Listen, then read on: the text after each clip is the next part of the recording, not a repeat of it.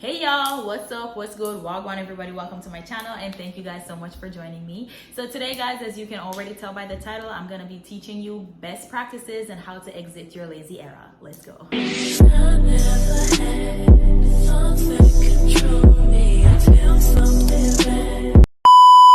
Y'all, when I tell you that I have lost myself, I have lost myself to a point where I felt like it was impossible for me to get back up. Like, I felt so down, I felt so depressed, I felt so demotivated, so unproductive. I felt like there was nothing that was working out for me. Like, everything was just going bad.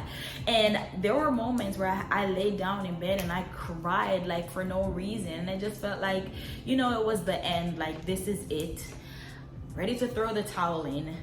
I don't get up, I don't do anything, I don't want to eat, I don't want to do nothing. Like I was literally depressed. Like I've been depressed, you know what I mean? And I had to, like, I didn't want to feel like that. And so I had to tap back into my brain cells and think about the times when I was genuinely happy, the moments where I was like, I felt healthy in my body and everything was just working out right for me. And I made a note of it.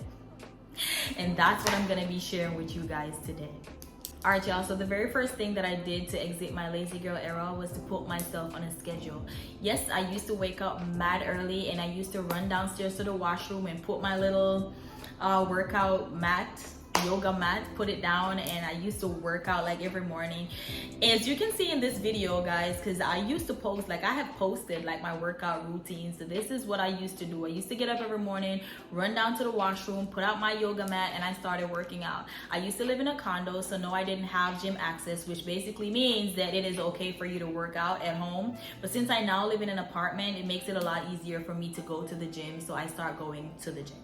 Working out for me is more like a mental thing. It works on my mental health. I realized that I feel a lot better when I work out, so I continued working out for my mental health. But what happens after you do something like constantly, like you constantly work out or you constantly go to the gym? What happens then is you jump out with a good body, right? So your body actually looks physically fit and it makes you feel a lot more confident. You just feel a lot more productive when you get up early and you work out first. So that's like the key thing for me. Every morning I get up and I start my workout routine. That's one thing that you need to put into your daily routine because, dude, it works. So hit the gym. Not only for your mental, but it is gonna work on your physical. So hit the gym. The next thing that I do to exit my lazy girl era was I started praying, guys. I usually pray, like I don't ever stop praying, but I realized that I fall off sometimes. I used to pray like every morning and every night before I go to bed and every time before I move my car. These days, I don't be doing that anymore.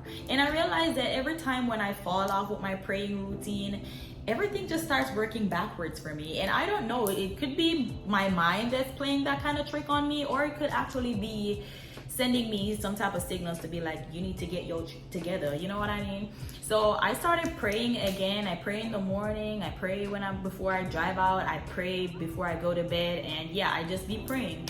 I pray that God remove the spirit of procrastination, remove the spirit of laziness, and just fill me up with happiness and motivate me and just actually help me to be consistent and just push me to move, like just fill, like literally just fill all those negative spaces with positive practices. You know what I mean?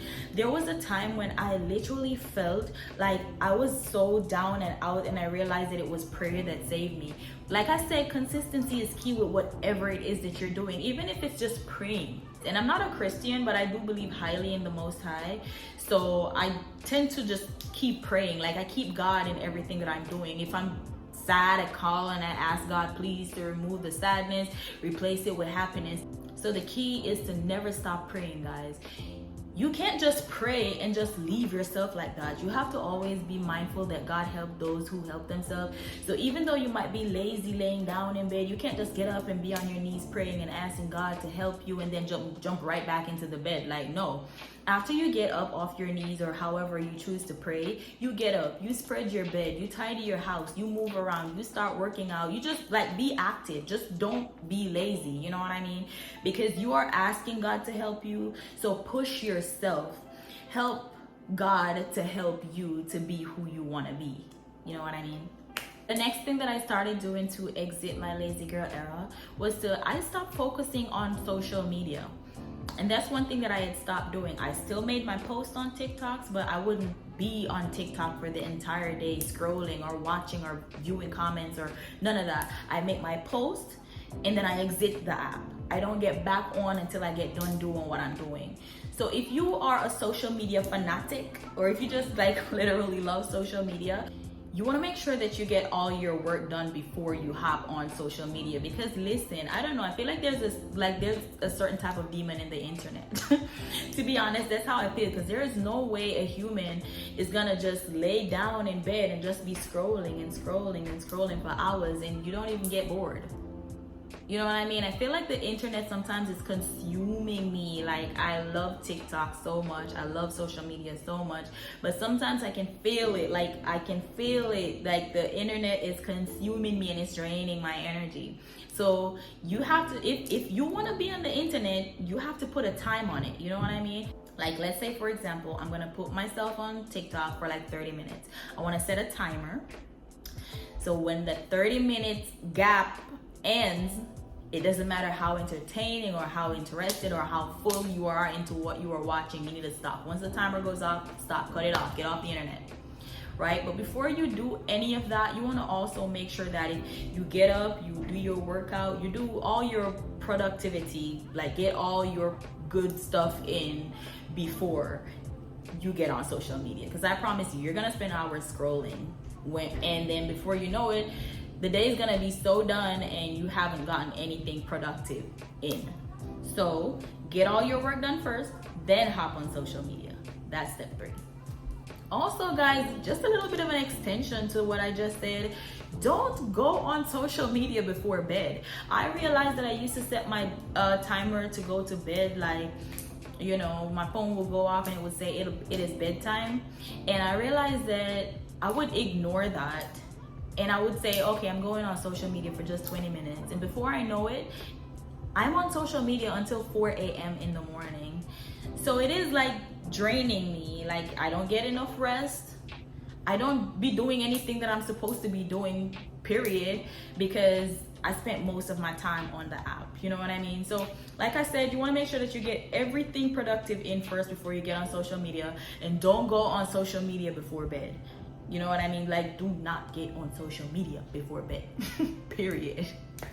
The next thing that I do to exit my lazy girl era was I started making a schedule, like for my upcoming week. So like every Sunday evening, I would write down in my little notebook what I want my new week to look like. So for example, I'm gonna get up at 7 o'clock. I'm gonna work out from 7 until whatever time. I'm gonna journal, I'm gonna drink my water, I'm gonna take my vitamins, I'm gonna pray, I'm gonna do all of that in the morning, and then I'm gonna get up, get my breakfast in, I'm gonna tidy my room, I'm gonna do all of that. Like, literally just make a schedule. And I know that when you make a schedule, it's not the easiest thing to follow, but please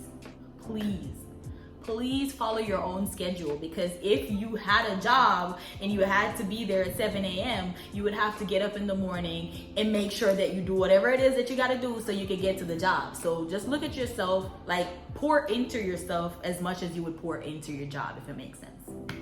Y'all, so the last and final thing that I've done to exit my lazy girl era was to be very mindful of the type of music that I listen to, right? You do not want to be demotivated and lazy and feel depressed and you just lay up in bed listening to sad songs or lonely music that drains your energy. Like, it literally doesn't make the situation better, y'all. And I remember some time ago, somebody asked me, like, why do we listen to sad songs when we're heartbroken? And to this day, I don't know, but I don't feel like it is a very wise idea, because you just tend to bring yourself a little bit more down. Like, you're stressed already and you're adding more stress. So you want to get up, maybe put some gospel music on, put some dancing music on, something that you can vibe to, and jump up and work. And like, if you're cleaning, like I like to listen to music when I clean, listen to dancing music when I'm cleaning, or some gospel. Just put something on that, you know, just gives you that free spirit, just cleanse your mind a little and makes you feel a whole lot better and a whole lot full and ready to take on the day. Be mindful of your music, y'all. with that being said, y'all, I think we have made it to the end of this video, and I also want to take this opportunity to thank you so much for watching. Also, remember guys, be very patient with yourself, okay? Nothing happens overnight. This is literally a process. It's gonna take some time. Just remember that even angels learn how to fly. Thank you guys for watching, and I will catch you in my next video. Bye.